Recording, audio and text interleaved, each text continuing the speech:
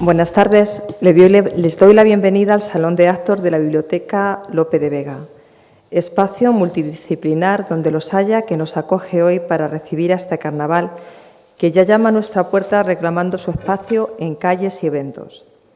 El carnaval, fiesta de raíces antiguas y paganas, celebrado en multitud de lugares y cuya temática ha tenido una gran influencia en diversas manifestaciones artísticas, desde la pintura y la escultura hasta la literatura y la música, será el tema de la conferencia de hoy, de la mano de Curavitur y con el título El carnaval está en el arte, y es la que nos ha reunido hoy en este lugar. Doy la bienvenida a mi compañero Cándido Sevilla, concejal de festejos, a todos ustedes y sobre todo a Juan Francisco Castillo Vega, ponente de Curavitur. Es un placer tenerlo aquí para explorar cómo esta vibrante celebración ha influido en la creación artística y cómo los artistas han capturado la esencia de esta festividad en sus obras. Dejemos que Don Carnal y Doña Cuaresma vuelvan, como todos los años, a simbolizar su enfrentamiento. Que el cercano tiempo de reflexión, penitencia y austeridad no resten alegría al de indulgencia, diversión y desenfreno que está más próximo a llegar. Espero que disfruten de este recorrido por el arte del carnaval de la mano de Juan Francisco Castillo. Gracias por estar aquí.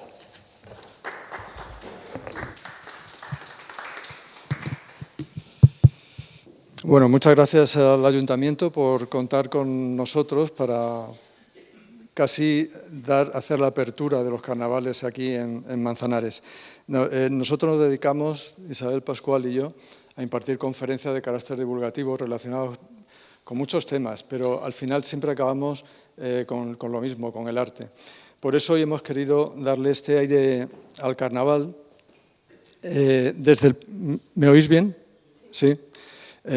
Al carnaval desde el punto de vista del arte.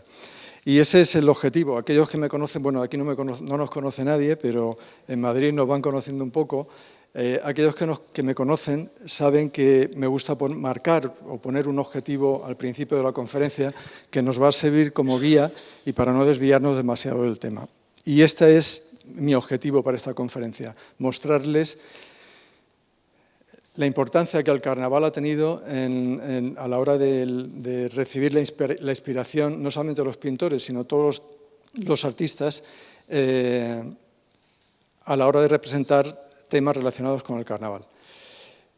Como digo, mi objetivo es mostrarle esta influencia no solamente en pintura, que va a ser la parte más importante del grueso de la conferencia, sino en otras artes, como en las artes decorativas o en otras artes mayores, la literatura o la escultura. Para conseguir este objetivo he dividido la conferencia en tres apartados, o casi podríamos decir dos. Por un lado, la introducción, donde vamos a hablar sobre generalidades del carnaval, que seguramente conocerán, algunas cosas sí, algunas cosas no, para luego pasar a hablar sobre la influencia del carnaval en las artes decorativas y luego, a continuación, en la pintura. Y si os parece, vamos a empezar ya con la introducción hablando sobre el origen del carnaval. La mayoría de los historiadores nos hablan de que el carnaval comenzó hace aproximadamente 5.000 años, es decir, sobre el 3000 antes de Jesucristo, dentro del mundo de la cultura de los sumerios y de los egipcios, que posteriormente pasaron sus costumbres al mundo clásico. Por mundo clásico entiendo Grecia y Roma. En cualquier caso, da igual, porque todas estas culturas, al final, lo que hacían era, bueno, pues en algunos casos hogueras, en otros casos adoración a distintos dioses, Baco, por ejemplo, las bacanales, o al dios Saturno, las saturnales, o incluso a las lupercales. La luperca es la loba que dio de amamantar a Rómulo y Remo, pues se le considera diosa de la fertilidad.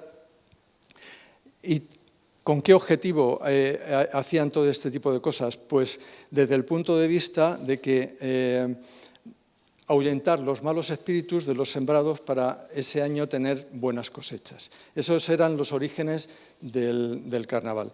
Tendríamos que esperar hasta el siglo X, que será el momento que se comience a utilizar la palabra carnaval, no en el sentido que hoy conocemos, y será en el siglo XII cuando comienza a festejarse el carnaval tal y como lo conocemos hoy en día con pequeñas variaciones. Vamos a hablar sobre la etimología de la palabra carnaval. Carnaval es una palabra que procede del italiano, carnavale, y a su vez del latín carnem levare, que quiere decir despedirse de la carne. ¿En qué sentido? Pues vamos a pegarnos el atracón de carne porque luego va a venir la Cuaresma y vamos a tener que hacer ayuno, ¿no? Pues es ese despedirse de la carne. ¿Y cómo define la Real Academia de la Lengua Española el carnaval? Pues casi ya lo hemos visto. Es una fiesta popular de origen pagano, hemos estado hablando de los dioses griegos y romanos, que se celebra entre febrero y marzo, ahí nunca sabemos exactamente cuándo va a caer, en los días anteriores al miércoles de ceniza, que inicia la Cuaresma en el calendario litúrgico cristiano. Vamos a ver cómo podemos saber cuándo cae o cuándo va a caer la fiesta cada año. Aquellos que estéis pensando en que está relacionado con la luna, efectivamente, la fiesta, el decidir cuándo va a caer la fiesta del carnaval, algo tiene que ver con la luna, sobre todo con la luna llena. Pero aquellos que estéis pensando en el equinoccio de primavera, el equinoccio de primavera es ese momento, que es el 20 de marzo siempre, en el que el hemisferio norte y el hemisferio sur del planeta disfrutamos del mismo número de horas de sol. Y es el día 20 de marzo, el mes que viene. Todo esto le cuento porque vamos a calcular o a enseñarles cómo se calcula la fiesta. Hoy en día es muy fácil recuperar o sacar de Internet el calendario lunar. Yo he entrado en Internet, he elegido estos 3 meses, que es las posibilidades donde se va a poder celebrar el carnaval, y vamos a partir de la fecha del equinoccio de primavera, que es el 20 de marzo, que lo tenemos aquí, ¿vale? El jueves 20 de marzo es el equinoccio de primavera. Vamos a continuación a buscar la primera luna llena después del equinoccio de primavera. Pues aquí no hay ninguna luna llena, aquí tampoco, ni por aquí. Nos tenemos que ir hasta aquí, el 6 de abril, que tenemos la primera luna llena.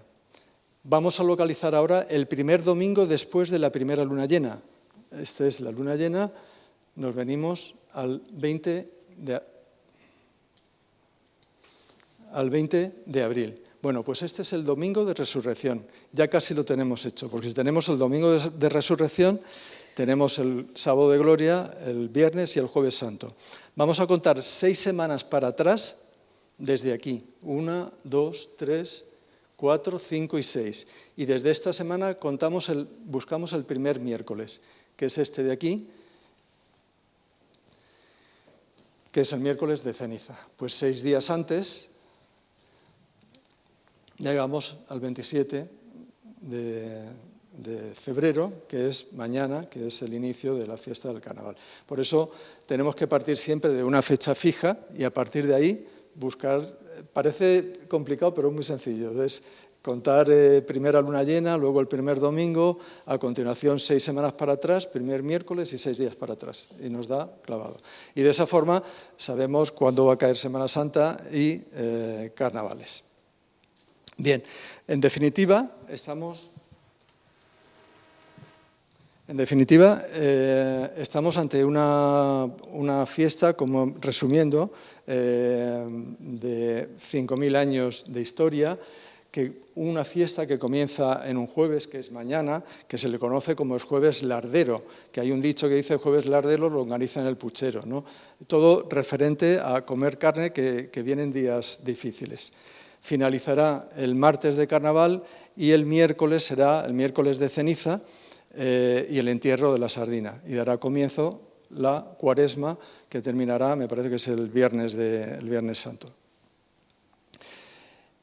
¿Y qué es el entierro de la sardina? Pues el entierro de la sardina es una parodia de un cortejo fúnebre en el que se termina quemando una sardina. No sé cómo nos vamos a ir de tiempo, si les parece, al final de la conferencia, si nos da tiempo y todavía no os habéis cansado de escucharme, os cuento por qué es una sardina y no es otro pez o otro animal. Pues como digo, acaba con la quema de la sardina. Vamos a hablar ahora, estamos en el primer apartado, en introducción, viendo generalidades. Vamos a ver ahora, os tengo que hablar de la Commedia dell'arte italiana. La Commedia dell'arte italiana, bueno, ahora estaréis pensando, pero Juan, no se te vaya la olla y vamos a seguir en ese objetivo de lo que es el carnaval, las manifestaciones artísticas. Pero es que esto va a tener un papel muy importante dentro del carnaval y lo vais a entender enseguida. La Commedia dell'arte italiana es un teatro de origen popular que surge como respuesta a ese otro teatro clásico de Molière, de Cervantes, de Shakespeare, y es un tipo de teatro, como digo, popular, que nace en el siglo XVI en Italia. Y desde el primer momento, se va a difundir por toda Europa con muchísimo éxito. ¿Cuáles son las características de este teatro? Por un lado, la improvisación, es decir, no hay un guión. Y si hay un guión, es de 4 líneas generales, pues vamos a empezar con esta historia, se continúa con esta problemática y finaliza de esta manera. Son los propios actores los encargados de desarrollar el argumento de este teatro. Otra característica es la interacción con el público, ¿no? Están continuamente interviniendo público y actores. Son siempre los mismos personajes, es un grupo muy amplio de personajes, cada obra tendrá un grupo de ellos, pero siempre son los mismos personajes. Y estos personajes tienen su propia personalidad y en función de esa personalidad van desarrollando la obra. Pero estos personajes siempre van vestidos iguales, o sea, no iguales, van vestidos igual. Y esto es muy importante porque esta vestimenta que utilizaban los actores en la Commedia dell'arte italiana, desde el minuto 1 van a pasar como inspiración del pueblo a formar parte de los disfraces del carnaval. Estamos hablando, ahora vamos a conocer algunos de ellos. La misma indumentaria, a veces algunos de ellos con máscaras, otros no, etcétera, etcétera. Por lo tanto, como pongo aquí, es una creación colectiva. La obra es una creación colectiva entre todos los personajes.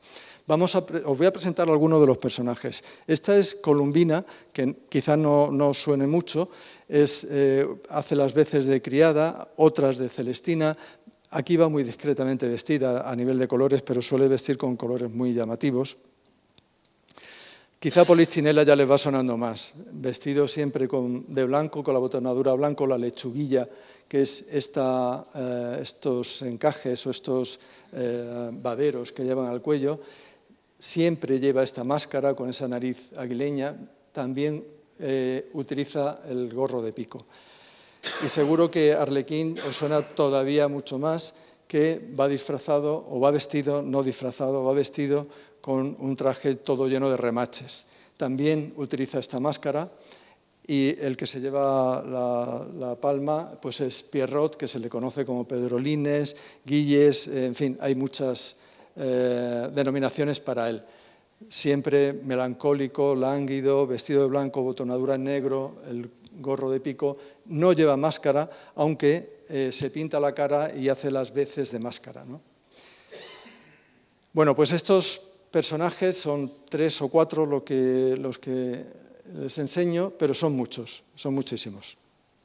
Y como digo, siempre van vestidos iguales y siempre actuando según la personalidad del personaje.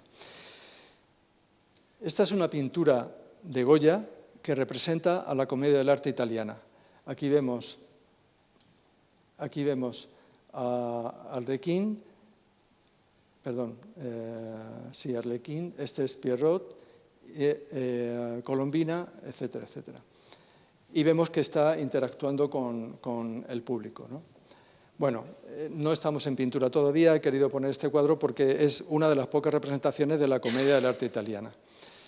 Vamos a hablar de la música. En la música, ¿de qué forma influye el carnaval? Pues hasta tal punto que crea nuevos géneros musicales, no solamente por la música carnavalesca del Renacimiento, sino chirigotas, comparsas, coros de carnaval, y no necesariamente en este orden, si acaso sería al revés, coros de carnaval, comparsas y chirigotas. Pero el carnaval influye hasta tal punto de que crea nuevos géneros musicales. En cuanto a la danza, ocurre exactamente lo mismo. Se escriben obras específicamente para el carnaval, como el Carnaval de Venecia, de 1699, o este otro creado, también se llama Carnaval, creado para el ballet ruso, y aquí vemos al bailarín Nijinsky, que es muy conocido en aquel momento, en esa época, vestido de arlequín. En cuanto a la literatura, la primera manifestación conocida es el libro del Buen Amor, del arcipreste de Hita, donde en uno de sus apartados, de sus capítulos, cuenta con todo lujo de detalle esa lucha infinita entre don Carnaval y doña Cuaresma, ¿no?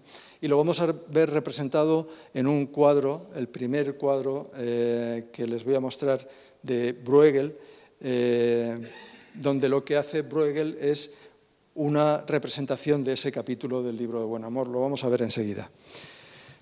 Bueno, el Carnaval de Roma, que es uno de los carnavales importantísimos dentro, aparte del de Venecia y actualmente de Brasil, escrito por Goethe, o un capítulo en el Conde de Montecristo que dedica expresamente al Carnaval de Roma. Es decir, esto es un ejemplo, pero hay muchísimos libros en los que podemos ver referencias del carnaval. En cuanto a la porcelana, que forma parte ya de lo que son las artes decorativas,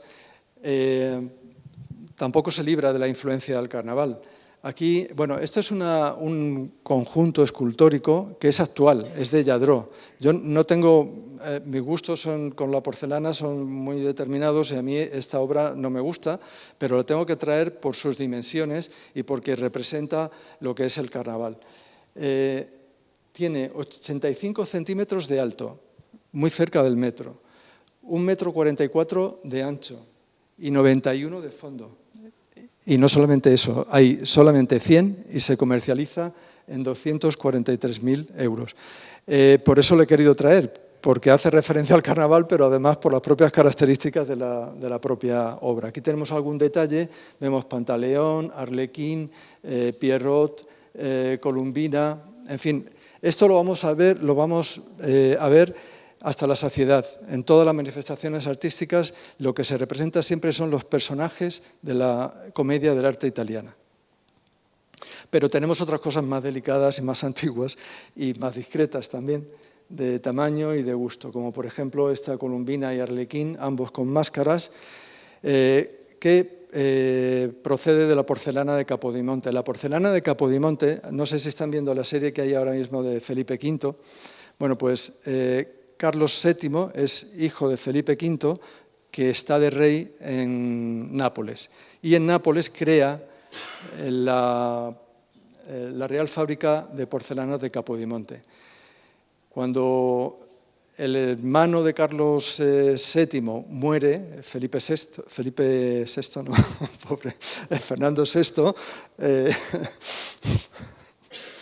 Fernando VI, él vuelve a España como Carlos III y se trae la fábrica de porcelana de Capodimonte. Y aquí pasa a ser llamada la Real Fábrica de Porcelana del Buen Retiro, que está en la esquina del Retiro, si lo conocen, que da a la plaza de Atocha. Pues esa montañita que, esto lo dicen los historiadores, habría que ver si es verdad según los arqueólogos, esa montañita parece que son los restos de todas las piezas que se fabricaban y que se rompían al final, ¿no? Esta es la marca de la porcelana de Capodimonte. Esta es otra representación, en este caso de Polichinela, en un jarrón o en una jarra, también de la porcelana de Capodimonte, pero no solamente es Capodimonte la que hace este tipo de piezas, también tenemos esta porcelana inglesa de Chelsea, que es una caja de rapé que hoy en día no se utiliza, pero antiguamente era muy, muy usado, y representa la cabeza de una mujer con una máscara que le cubre media cara. Esta es la marca de la porcelana de Chelsea. En cuanto al mobiliario, pues no he encontrado nada más allá del siglo XX. Entonces, Por ejemplo, tenemos estas sillas que son relativamente contemporáneas, de 1966, el diseño. Son sillas, si le damos la vuelta a las máscaras, vemos el asiento. Estas se comercializan hoy en día en 1.359 euros. Esta es una silla estilo Luis XVI, que está en metacrilato con la máscara en el respaldo, siempre haciendo referencia al carnaval. O esta consola, que iba a decir que está disfrazada de arlequín, pero no, está pintada como si fueran los parches del propio vestido de arlequín. Por supuesto, la indumentaria, si las otras artes decorativas se han influenciadas, la indumentaria mucho más, porque el disfraz es un elemento imprescindible dentro del carnaval, ¿no? Sobre todo por ocultar nuestra identidad y tratar de engañar a los demás. Picasso nos hace este diseño de Polichinela para un ballet llamado así, Polichinela, y la decoración o el diseño lo hizo Picasso. Hay otros diseñadores de disfraces menos conocidos, pero que sus obras están expuestas en el Victoria y Alberto en el Museo Victoria y Alberto de Londres, como es este caso. Este es anónimo, del siglo XVIII, pero por ejemplo aquí tenemos a George Kista, ucraniano, de principio del siglo XIX, y sus diseños están expuestos también en el Museo londinense. Esta mujer, Ali Pretty, es súper conocida dentro del mundo de los disfraces, muy conocida y muy solicitada. Este es uno de sus diseños. Y pasamos a la artesanía. De la artesanía solamente vamos a hablar de una cosa, de las máscaras. Pero no nos engañemos, las máscaras hoy en día tienen pues eso, ese halo de los artesanos, pero en el Renacimiento los artesanos que se dedicaban a diseñar las máscaras formaban parte del gremio de los pintores, y los pintores en el Renacimiento tenían bastante peso. Es decir, hubo un momento en que la importancia de los diseñadores de máscaras y los pintores eran al igual unos y otros. Algunas de las máscaras ya las hemos visto en la Comedia dell'arte italiana. Por ejemplo, tenemos esta de Pantaleón, Polichinela, el Capitán. Estas son las máscaras que utilizan los comediantes de la Comedia dell'arte italiana. Pero algunas máscaras llegan a ser tan importantes que tienen nombre propio y que no van a tener nada que ver con las representadas o las utilizadas por los actores de la Comedia dell'arte. Como por ejemplo la bauta.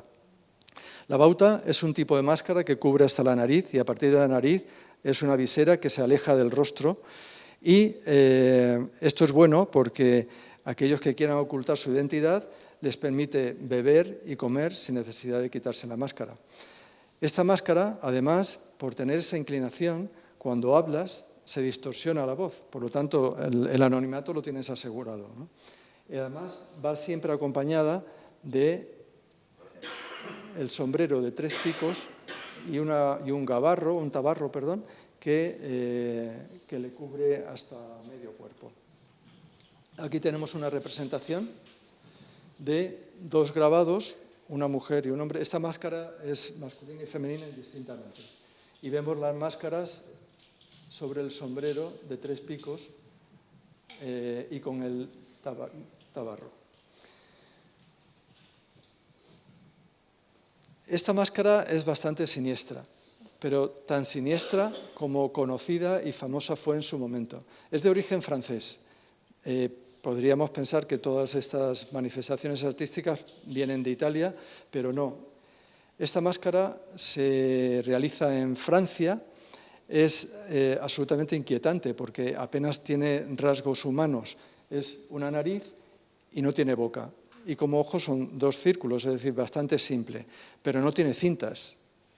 No se sabe cómo sujetarla a la cara. Inicialmente nace con el nombre de Lup, que significa lobo. La llamaban así porque esta máscara, que solamente la utilizan las mujeres, cuando se la ponían asustaban a los niños. Entonces decían como que viene el lobo, ¿no? Pasó a ser visard, que significa una máscara de viaje. ¿Para qué? Para preservar las mujeres. Tenemos que decir que en esta época, en el siglo XVI, esta máscara del siglo XVI, las mujeres trabajan en el campo y se bronceaban al sol. Esto quería decir que era de baja clase. Entonces, las damas de la alta sociedad lo que hacían era cubrirse la cara para no ponerse morenas y estar la tez blanca. ¿Cómo se sujeta esto a la cara? Tengo que decir que la mujer que utilizaba esto inmediatamente dejaba de hablar. ¿Por qué? Porque sujetaba la máscara desde dentro con un pivotito, con una pieza de tela o un botón, una pieza de madera o de corcho, de tal modo que la sujetaba con los dientes y ya no podía hablar. Entonces, por eso también se le llama sirvienta muda. En Italia esta máscara pasó a llamarse moreta y fue muy, muy conocida durante el siglo XVI, XVII y XVIII. En los carnavales de Venecia, vamos a ver todos los cuadros, aparece una moreta siempre. Pero a partir del siglo XIX dejó de utilizarse. Aquí tenemos un ejemplo. Esto es un cuadro de Longhi, vamos a ver otro cuadro de Longhi. Pietro Longhi es un pintor veneciano muy conocido que representaba, todas sus obras hacen referencia a la ciudad de Venecia o a sus carnavales. Pues la vemos aquí arriba, la moreta, observando al rinoceronte. Me parece que el rinoceronte se llama Clara. Tenemos otra máscara, la Volto, que se le conoce también como la máscara fantasma, que es bastante inquietante también porque no tiene una expresión. Actualmente los artesanos hoy en día la consideran como un lienzo en blanco y la suelen pintar, ¿no? Suelen darle algún tipo de decoración o colorido. Aquí tenemos la Volto, la moreta, y esta es la bauta con el sombrero de tres picos. Esta es la última, la máscara gato o ñaga, que es la que utilizan los hombres cuando se disfrazan de mujeres en el carnaval. Entonces, la identidad queda oculta, pero se sabe que no son mujeres. Bueno, pasamos a la escultura.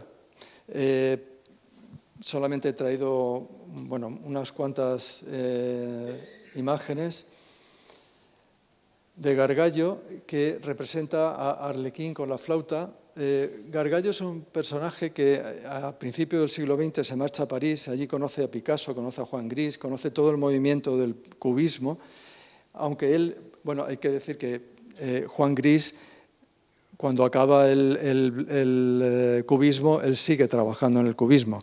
Por eso, cuando Gargallo conoce a Juan Gris, todas sus obras están muy cerca del cubismo.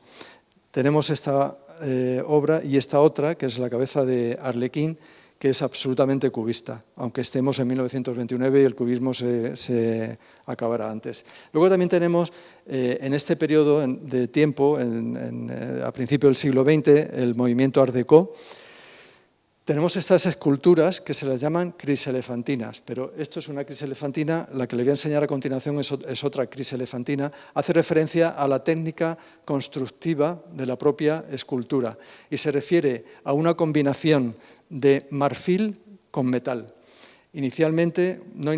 Hasta el siglo XIX, ese metal, esa combinación de metales era oro y marfil. Pero desde finales del siglo XIX y siglo XX en adelante, la combinación era marfil con otros, también podía ser oro, pero también con otros metales como bronce.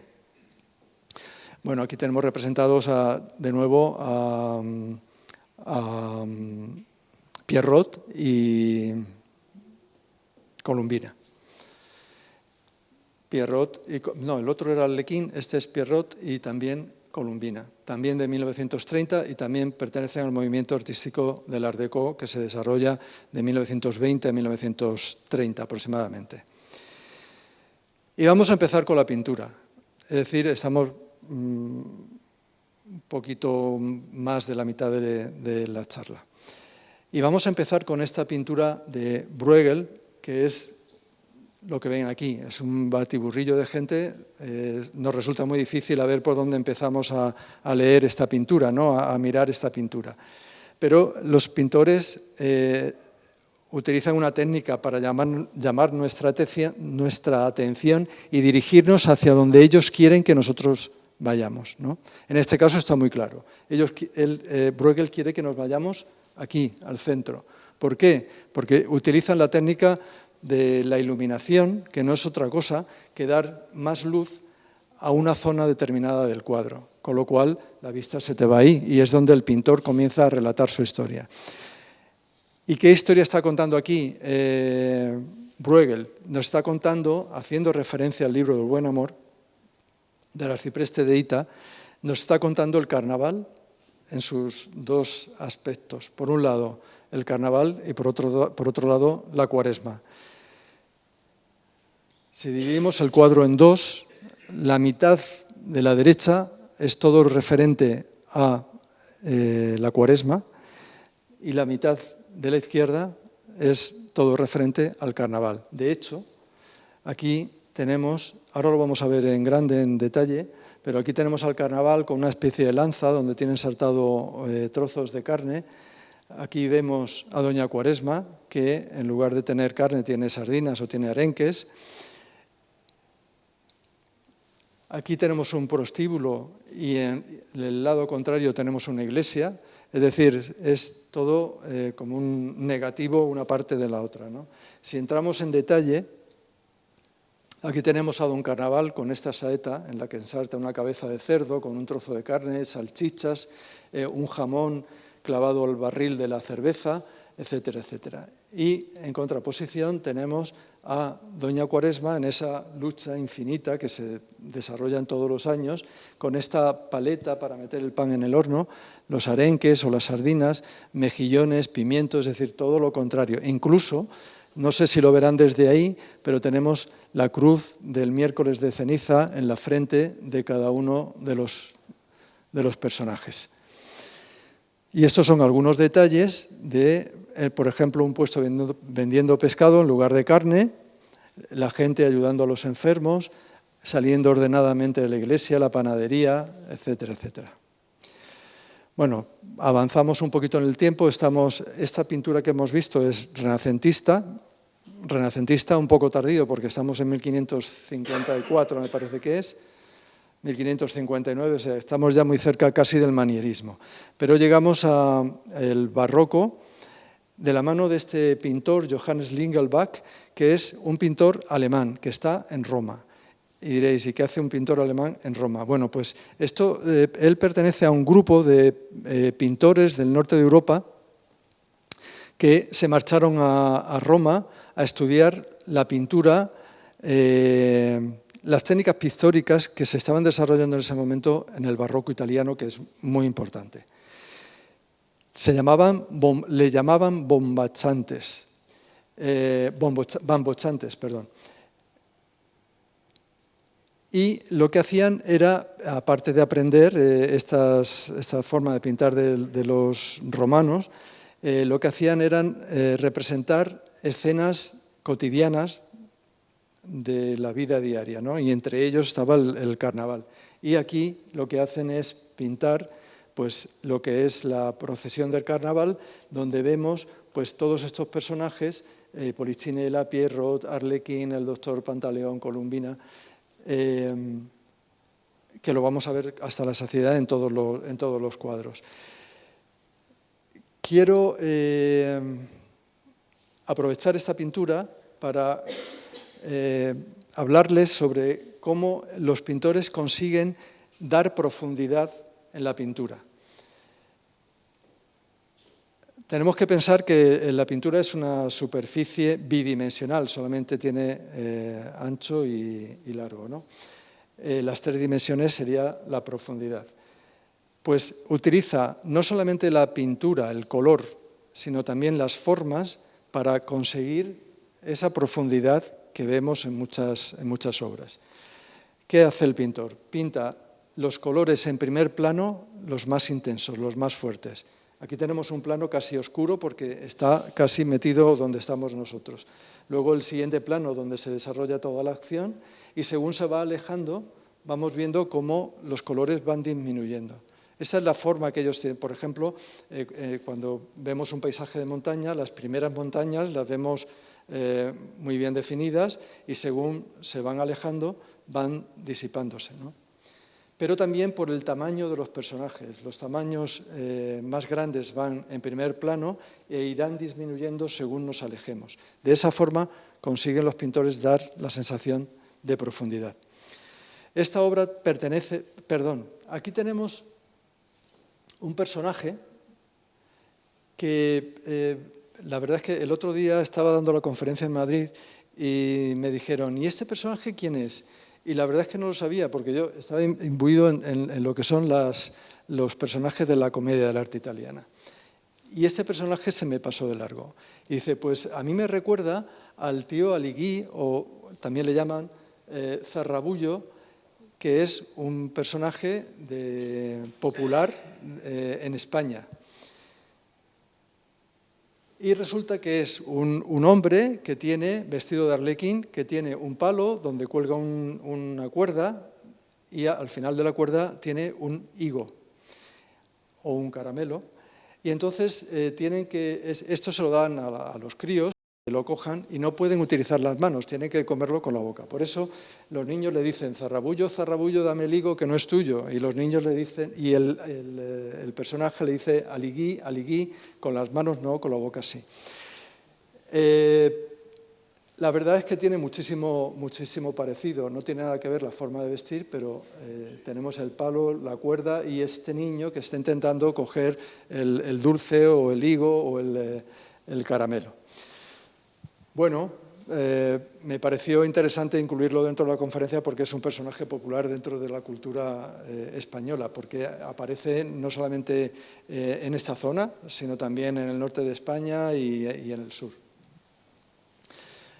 Ahora sí, seguimos con otro bambocciante, amigo del anterior, Jan Miel, pero este cuadro se lo he traído porque me resulta interesante estos tres personajes que hay aquí, que estamos hablando de 1653, estamos en el siglo XVII. Fíjense en la indumentaria de estos personajes. No están disfrazados, es su uniforme. Y es el mismo uniforme hoy en día del ejército, no sé si de llamarle ejército, de los guardias que custodian el Vaticano. Prácticamente sin ninguna variación, es exactamente igual. Además, bueno, pues tenemos representados el Doctor y Polichinela. Aquí les quiero hablar, en ese apartado del carnaval, en estas marcas y en estos números que si van al Prado pues se van a cansar de verlos si observan una pintura con detenimiento. Esta es la marca de propiedad del cuadro, es decir, a quién perteneció. Concretamente esa cruz pertenece a Felipe V. Y estos números representan el blanco, que tiene el mismo color que la marca de propiedad, representa el número de cuadro de esa colección, es decir, que este era el cuadro 176 de la colección de Felipe V. Y este otro número es el número de inventario en la colección del Museo del Prado. Hoy en día ya no se utiliza este sistema, pues existe la geolocalización, etcétera, etcétera. Pero bueno, es algo interesante que conviene que sepan. Seguimos avanzando en el tiempo y tenemos ahora una obra de Watteau, que es un retrato de Pierrot, como lo habíamos visto antes, lánguido, triste, pero este Pierrot tiene algo especial y es esa desproporción que tiene el tamaño de la cabeza en relación con las manos o bien con los pies. Bueno, tengo que decir que está rodeado de los personajes de la comedia del arte italiana, como siempre, y que está representado en un jardín. Bueno, lo que pongo aquí, ¿no? Watteau fue precursor de un nuevo género pictórico, que son las fiestas galantes, que eran fiestas que se organizaban en jardines palaciegos, donde siempre aparece una escultura o una ruina arquitectónica o una arquitectura. Pero ¿qué es lo que parece, qué sensación da Pierrot aquí? Como de gigantón, ¿no? Me viene muy bien la postura que tienen ustedes y la mía. Yo sería Pierrot y ustedes serían el pintor. Es decir, el pintor no está a mi altura, no está aquí, estaría ahí. Este plano se llama contrapicado y lo que hace es dar la sensación de grandioso, ¿no? Esta sería la posición del pintor con respecto al modelo, ¿de acuerdo? Bien, esta es otra obra de Watteau, ya con unas proporciones más adecuadas. Ahí tenemos la cortina que nos invita a participar. Cuando las cortinas en los cuadros están por detrás de los personajes, lo que ocurre es que el pintor está invitando al espectador a formar parte del cuadro. Cuando está por delante, que normalmente suelen ser en los retratos, es como decir al espectador: quédate ahí, que este es mi retrato, ¿no?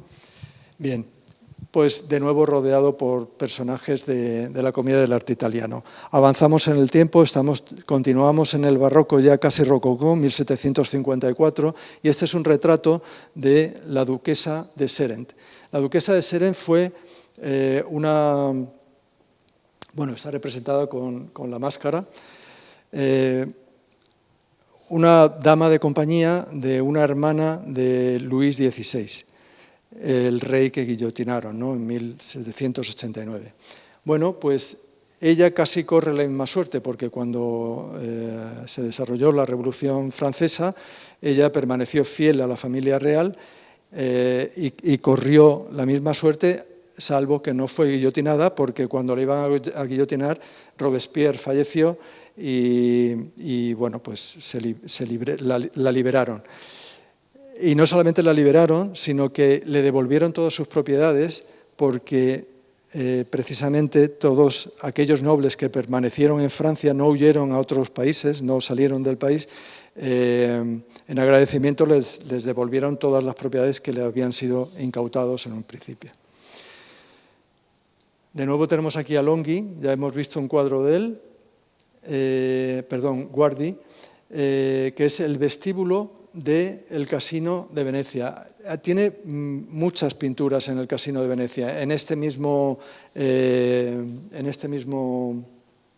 vestíbulo. Es el pintor de los personajes, le encanta pintar cuadros con mucha gente, pero el espectador nunca se va a sentir agobiado por el número de personas. En este trozo de pintura, en este detalle, hay 24 personas. Si partimos el cuadro en dos, son 12 a un lado y 12 a otro. Todas están andando, pero mirando hacia otro lado. O sea, a punto de casi que van a chocar unos con otros, pero consigue un equilibrio en la pintura como ningún otro pintor.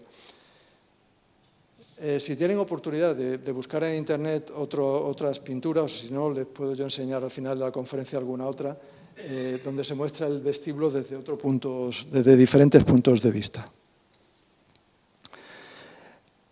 Tiepolo. Aquí, de nuevo, este pintor utiliza la técnica de la iluminación para llamar nuestra atención en esta zona. Ven que el fogonazo de luz, por los blancos y los colores más claros, está en esa zona. Aquí vemos una de las máscaras que ya habíamos visto conocida, Pantaleón, Columbina. Esta obra se llama el Minuet. El Minuet fue un baile del siglo XVIII que llegó a ser tan importante que al siglo XVIII le llamaron el siglo del Minuet. O sea que está relacionado con el carnaval. Lógicamente tenemos las dos máscaras, la Columbina, Pantaleón, de nuevo una escena galante que se desarrolla en un jardín aristocrático con esculturas y restos arquitectónicos.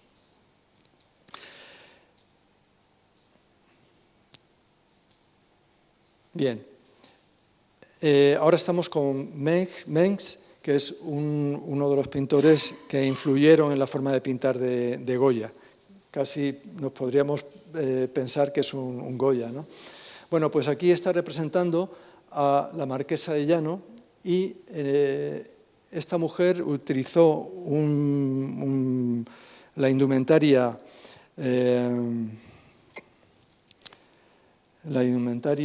de, ¿qué zona es? ¿Cómo se llama? Manchega, perdón, si estamos además en La Mancha. La indumentaria manchega para asistir a un carnaval de Parma en 1771 y obtuvo un éxito rotundo y bueno, se hizo retratar, la vemos aquí con la máscara La Volto, que está, en este caso está pintada. Goya no puede faltar, primero porque es, no voy a decir alumno de Tiepolo y de Mengs, pero sí se inspiró en ellos. Y de nuevo utiliza la técnica que les digo de la iluminación para atraernos con estas dos manchas blancas. Este es el entierro de la sardina de Goya. Esa pintura es muy interesante. Estamos prácticamente en el momento del impresionismo, ¿no? En el momento en el que los pintores dejan los talleres, salen a la calle, empiezan a pintar y pintan con pinceladas rápidas, ligeras, porque la luz cambia en cualquier momento, ¿no? Bueno, pues este pintor es Edouard Manet, en el que se inspiraron los impresionistas, pero él nunca se consideró impresionista. Por eso su obra, bueno, pues se le dice que es preimpresionismo. ¿Cómo podemos leer este cuadro? Pues estos cuadros con estas que están en sentido horizontal, o sea, alargados, rectangulares, y que además la composición, cuando hablo de composición me refiero a la forma en la que el pintor distribuye los personajes dentro del lienzo, pues cuando esto lo hacen de forma horizontal, al final lo que el pintor quiere transmitirnos es relajación, tranquilidad y prácticamente el punto de partida de la lectura del cuadro que empezaría aquí en la izquierda, justo con este personaje. Tengo que decir que el cuadro es tal como lo ven.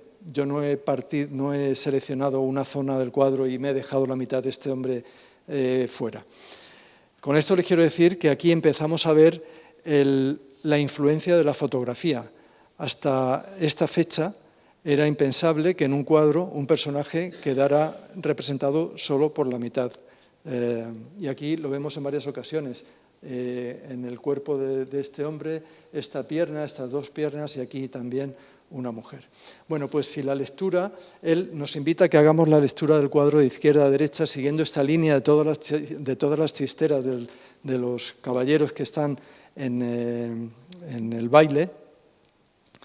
Y lo que vemos, en primer lugar, pues son estas dos mujeres que seguramente son prostitutas. Y digo seguramente porque este hombre le está sujetando un pecho en este momento, ¿no? Esta otra mujer ya se quita la máscara porque le da igual si es reconocida o no es reconocida. La máscara cae al suelo, está aquí. Y estas otras dos mujeres están escandalizadas de lo que está viendo, de la interactuación entre las dos prostitutas con los caballeros y quieren salir de la escena incluso por delante del cuadro. Y a la derecha vemos a Manet, a Edouard Manet, que es el autor del cuadro, representado en esta obra.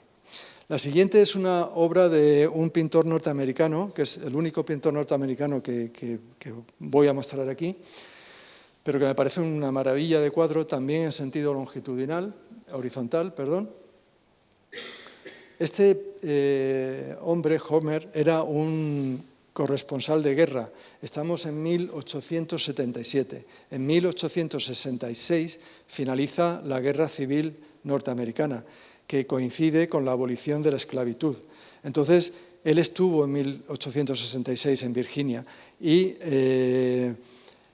quiso volver 10 años después, para dejar constancia de cuál era la situación de las personas afroamericanas en Estados Unidos después de la abolición. Y vio que no había grandes cambios. Vemos los niños vestidos con harapos, aunque sujetan la bandera de la Unión, descalzos. Bueno, pues las personas adultas, que son dos mujeres y el chico en el centro, están dando las últimas punzadas al vestido, al disfraz del chico, que es Arlequín. No se ve, yo sí lo estoy viendo, vemos aquí el hilo, cómo tira hacia aquí, y esta otra también terminando de dar los últimos remates. Y ahora ya entramos, prácticamente estamos a las puertas de las vanguardias de finales del siglo XIX, principios del siglo XX. Y aquí voy a hacer un paréntesis para que no se pierdan en el desarrollo que vamos viendo, porque estoy exponiendo estos cuadros de forma cronológica, de tal modo que no solamente vemos la influencia del carnaval en la pintura, sino que vemos la propia evolución de la pintura, ¿no?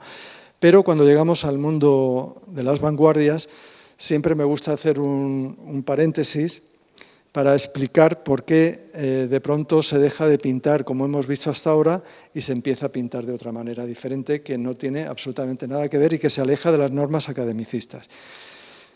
Resumiendo muchísimo, podríamos decir que la culpa la tiene la fotografía. Cuando se inventa la fotografía, los pintores, el objeto de la pintura, ¿cuál era? Antes, representar, hacer un retrato, mandar ese retrato a la persona amada, eran documentos gráficos. O bien, en el gótico, o hasta el gótico, o incluso después, debido al analfabetismo, la pintura se utilizaba como método de enseñanza, es decir, no sabes leer, pero yo te estoy contando la historia de la vida de Jesucristo, o la vida de la Virgen, o la vida de los apóstoles. Cuando aparece la fotografía, el objeto por el cual existen los pintores desaparece, que era la imitación de la realidad.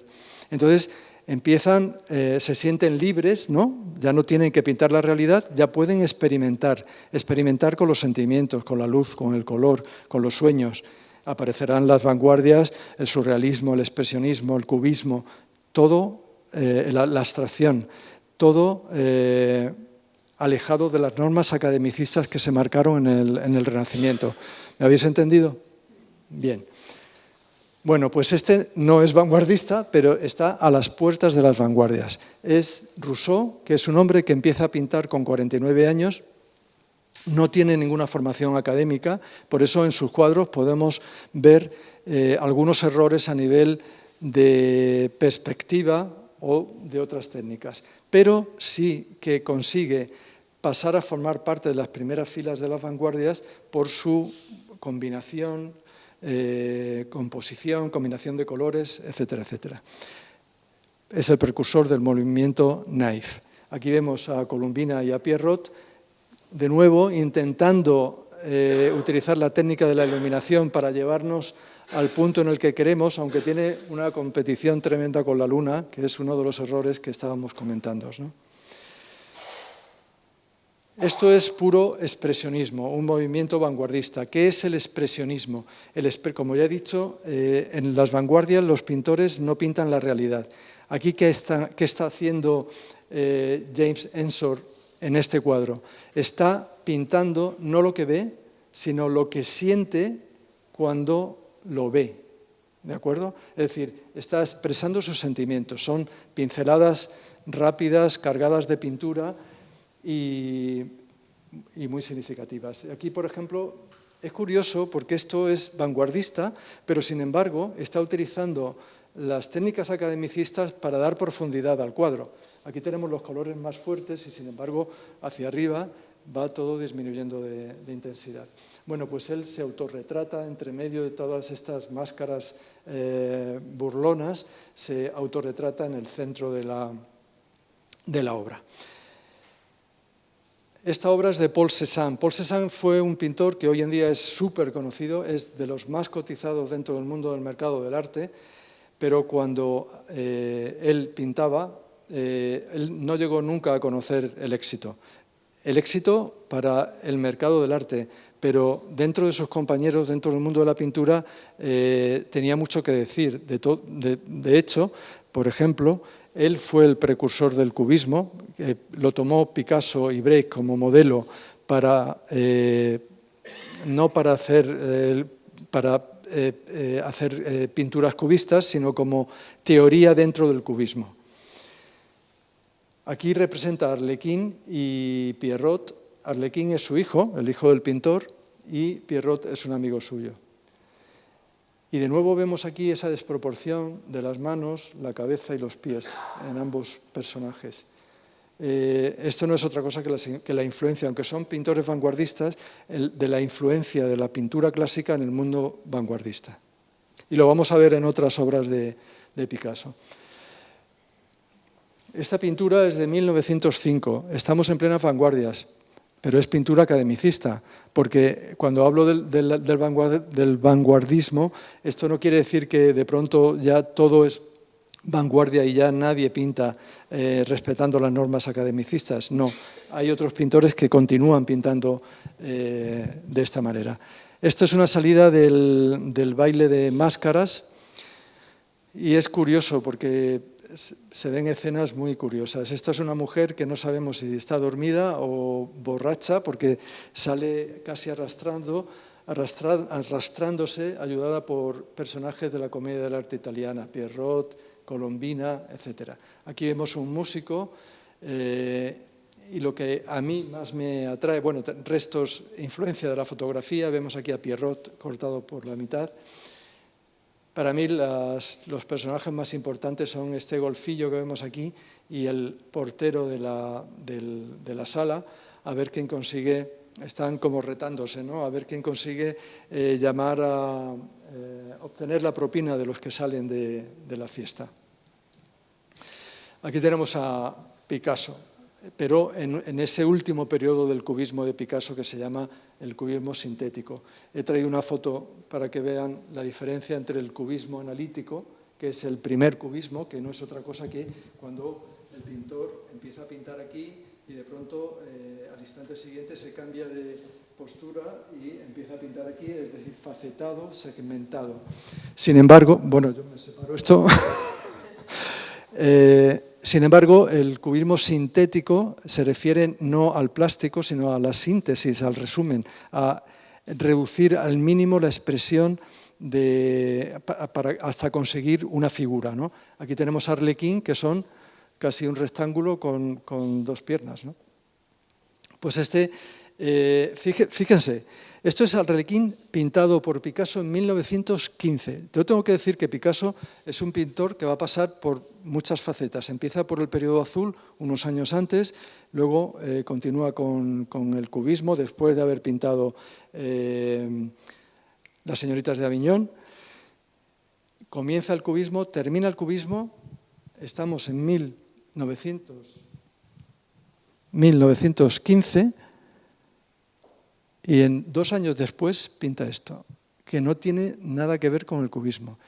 No va a dejar nunca el cubismo, pero él está en otro periodo ya, está en el neoclasicismo, en su época neoclásica. ¿Y qué quiere decir esto? Pues que, aun siendo un pintor vanguardista, va a recuperar nociones e ideas de la pintura academicista. Vuelve a situar en esta pintura. Aquí no hay una espacialidad, no sabemos dónde está este personaje, este Arlequín. Está en cualquier lado, no tenemos ninguna referencia. Sin embargo, aquí sabemos que está apoyado en una barandilla, vemos una cortina delante del personaje, con lo cual nos están diciendo, tú quédate aquí, que este soy yo. Y de nuevo, bueno, pues vemos esta diferencia de tamaño de las manos con respecto a la cabeza de Arlequín. Bueno, Arlequín va a estar presente en la pintura de Picasso permanentemente durante toda su vida. Y va a pasar por el expresionismo, etcétera, porque Picasso va a ser creador del cubismo, pero va a participar en otras vanguardias. Esta es la última obra de la charla, una pintura surrealista de Miró. Bueno, se llama El Carnaval de Arlequín. Habría que buscar aquí a ver dónde está Arlequín, pero lo vamos a encontrar. Es una pintura surrealista, aunque él siempre dijo que no era surrealista, que era en este periodo, en este momento, en 1924, él está en París y está pasando muchísimas necesidades, está pasando hambre y él dice que en este cuadro lo que expresa es todas esas pesadillas que él está teniendo como consecuencia del hambre. Pero no es así realmente, porque se han descubierto diseños preliminares de la obra donde con sumo cuidado él fue distribuyendo los diferentes personajes, objetos en esta obra para que todo tuviera un equilibrio como lo tiene. Es decir, vemos muchas cosas, pero está todo en su sitio, ¿no? Lo primero que vamos a fijarnos es en esta botella de la que sale un humo que acaba como en un mecanismo que está con forma de persona que está tocando la guitarra, que suena aquí la música y aquí están las patas. Bueno, pues esto divide la pintura en dos partes, la parte izquierda y la parte derecha. No va a tener ningún significado ni una parte ni la otra, pero junto con este brazo que sale de aquí, que no sabemos muy bien qué es y que llega a esta especie de escalera sujetándola, divide el cuadro en 4 cuartos. De tal forma que coloca los personajes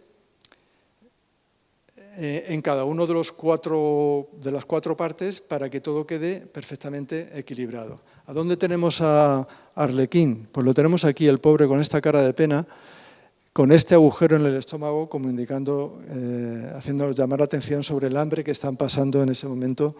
Y el resto de personajes pues, no tienen realmente ninguna representación.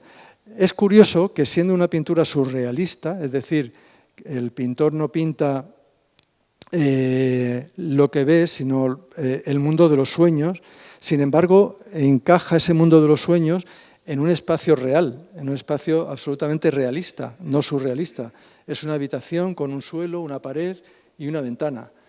Es verdad que luego es absolutamente surrealista la forma de representar un cigarro que bordea la ventana o los gatos que están jugando con un ovillo o los peces, en fin, las representaciones son de personajes muy, muy variados. Pues hasta aquí la conferencia. Bueno, no me queda más remedio que terminar con el entierro de la sardina. Claro. Y si no están cansados, les puedo contar por qué es la sardina y no otro animal. Pues resulta que cuando Carlos III viene a España, que ya les he hablado de la porcelana de Capodimonte, allí en Madrid dicen que Carlos III fue el mejor alcalde que tuvo la ciudad, ¿no? A él se debe la Puerta de Alcalá y otras muchas cosas. Bueno, pues quiso regalar al pueblo de Madrid, o a la ciudad, o a la villa de Madrid, para festejar el carnaval, pues unas sardinas. Las sardinas venían desde Santander, pero venían a caballo o con carros. De tal modo que cuando las sardinas llegaron a la ciudad, las sardinas estaban de mala manera, ¿no? Entonces, cuando abrieron las cajas y vino el olor que les vino de estos peces en descomposición, pues entonces decidieron quemarlos. Y a partir de ese momento se utiliza la sardina como elemento para quemar el último día del carnaval. Esto no sé si tiene alguna base científica, porque no lo he podido demostrar, pero bueno, es lo que se dice. Bueno, pues nada, les deseo unas felices fiestas de carnaval, que lo pasen muy bien y de nuevo agradecerle al Ayuntamiento de Manzanares la invitación para poder participar en estas actividades que han organizado para los carnavales. Muchas gracias.